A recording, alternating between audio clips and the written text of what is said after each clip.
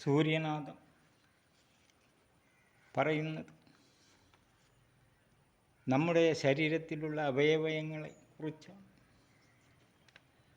അതിനെ പൊളിച്ച് പറയുന്നത് ദശവായുക്കൾ, ദശനാഡികൾ, 96 തത്വത്തിനോട് പ്രവർത്തിക്കുന്നതിലുള്ള ശക്തികൾ തമിഴിലിരുന്ന് എടുത്ത് മലയാളിയായി പറയുന്നത്. നിങ്ങളുടെ ശരീരത്തിൽ പഞ്ചഭൂതക്കൂറ് 22 തരത്തിൽ പ്രവർത്തിക്കുന്നു. അത് നാം പഞ്ചഭൂത ശക്തിയെ ആഹാരമായി കഴിക്കുന്നതിൽ ഉണ്ടാകുന്നത്.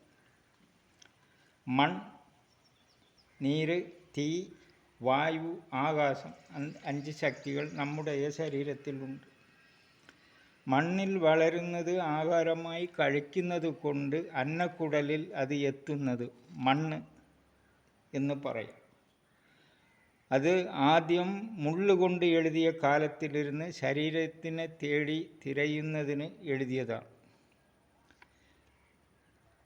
അതിന് അന്നശത്തിന് 5 ശക്തികളുണ്ട്. മുടി, എല്ല്, തോല്, ഞരമ്പ്, ചത ഉണ്ടാക്കുന്നത് ആഹാര കൊഴുപ്പ്. ഇത് അന്നം വേറെ മലം വേറെ ആയി ജലക്കുടലിൽ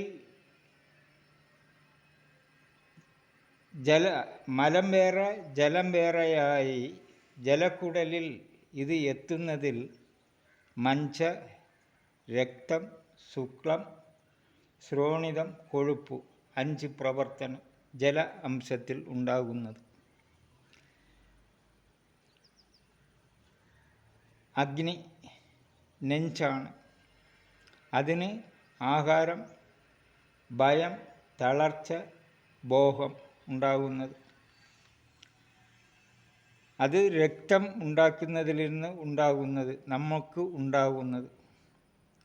വായു, അത് ചങ്ക്, ശ്വാസം വലിക്കുന്നു.